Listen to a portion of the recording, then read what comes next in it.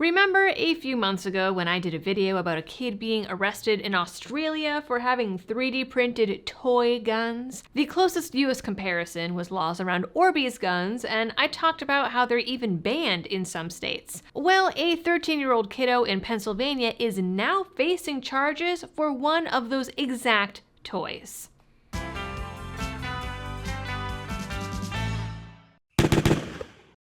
Hello everyone and welcome back to the channel. The zero tolerance policies we see in today's public schools are absolutely ridiculous, and we have seen before that those policies even extend to Zoom classrooms. I did a video during the Great Cough of 2020 about a kid who was suspended from school because he happened to have a BB gun on his wall during a Zoom class. Today's story is similar, except this one comes with criminal charges. In this case, the kids in York County, Pennsylvania were home from school and were told to attend virtual classrooms because of a snowstorm. Apparently, the child was playing with an Orbeez toy revolver, and police were called to the home before 9 a.m. on complaints of disorderly conduct and harassment. School was in session for like an hour. And of course, there are two different accounts of what actually happened. And of course, the school says that every Zoom class is recorded, but mysteriously, they don't have a recording of this class, which means no physical proof to clear the child of charges.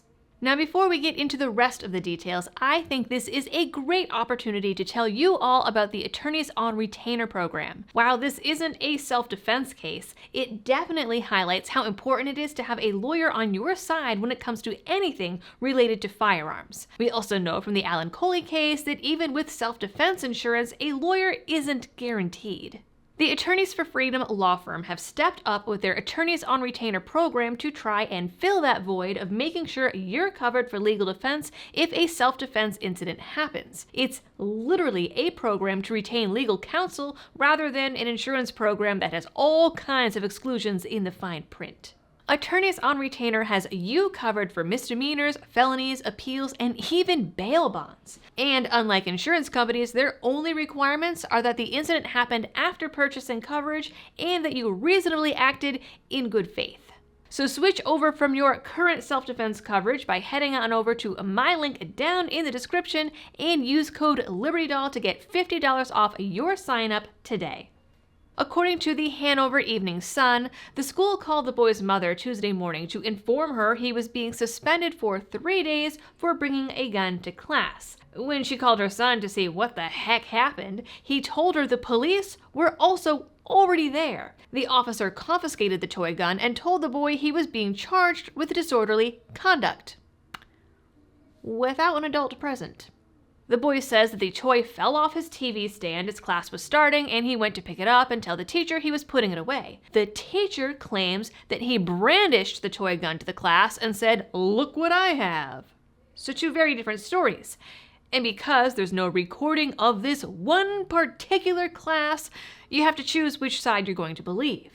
The cops also said that it was the school who chose to press charges, while the school blamed the officer and said it was the officer's choice. The officer also said that the charges stem from the boy disrupting class, which is terrifying that is something the school and cops think warrants a criminal record, but the boy wasn't even kicked out of class. According to both accounts, he was told to put it down and did. And then class continued on, with him in it. And that should have been the end of it. It's hard to argue that he needs to face criminal charges if he wasn't even kicked out of class. Still, on top of the charges, the school informed the family that they are contemplating additional disciplinary measures, including a 10-day suspension and a 45-day placement in another school. Which, frankly, at this point, I would think would be welcome with the way that they're treating this family. Nevertheless, a sit-down between all involved parties should have been enough to resolve this incident over a toy. According to the school district's weapons policy, which the school claims allows the district to charge the boy, A student is in possession of a weapon when the weapon is found on the person of the student, in the student's locker, under the student's control while on school property, on the property being used by the school, or at any school function or activity, at any school event held away from the school, or while the student is coming to or from school. Possession also includes to have in his or her effects, including but not limited to backpacks, gym bags, articles of clothing, shoes, boots, books, purses, etc., and to have in a vehicle driven or ridden, such as a bus, car, bicycle, etc. The student's private residence is not mentioned anywhere in that list, and claiming any school activity applies to a child's bedroom is quite the stretch and a very creepy precedent. Definitely, the kids shouldn't have been playing with a toy gun in class or have even picked it up if it fell, but a suspension and criminal charges is absolutely ridiculous. At this point, the student's mother is still looking for a lawyer, but I hope that she gets one and sues the pants off of this school. Or at the very least makes it so that a student doesn't face criminal charges for what they have in their own home.